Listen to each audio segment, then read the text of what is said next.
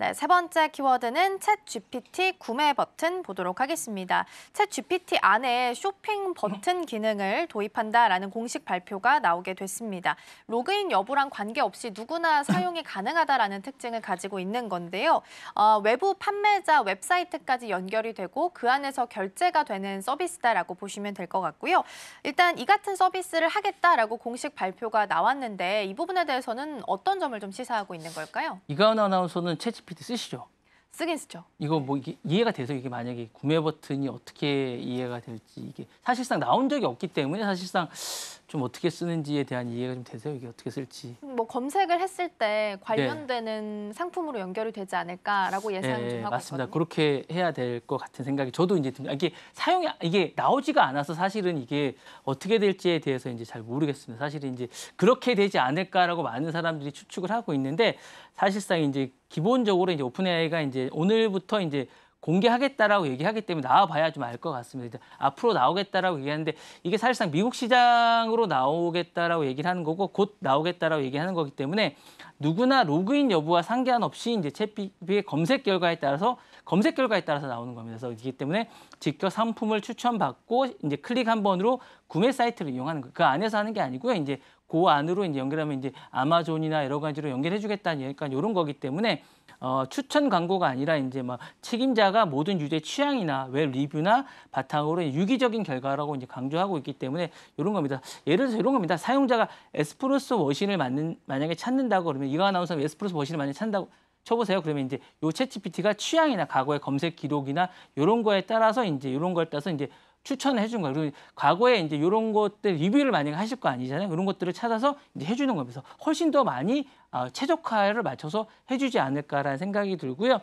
현재 챗GPT는 매주 이제 10억 건 이상의 검색이 이루어지고 있기 때문에 그중에 상당수가 아마 전자제품이나 뷰티나 가구 등 이런 쇼핑 리서치와 연결돼 있습니다. 그래서 이번 업데이트는 이제 구글이나 이런 쇼핑과 좀 약간 다를 것 같은 이런 생각이 들고요. 구글은 이제 광고나 유료 배치나 이런 기반으로 노출이 되지만 챗GPT는 유저의 어떤 취향이나 리뷰나 이런 기준으로 제품을 추천하기 때문에 좀 차별화가 좀 많이 있을 것 같은 생각이 듭니다. 그래서 이건 진짜 리뷰 기반의 어쨌든 쇼핑 경험을 내세우는 시도가 아닐까라는 생각이 좀 들고요. 가장 큰 질문은 아마 이게 이제 연말에 이게 수익 기반을 이제 맞춰야 되는 약간 이런 게 있으면서 이런 거에 대한 수익 모델이라는 생각이 들고요.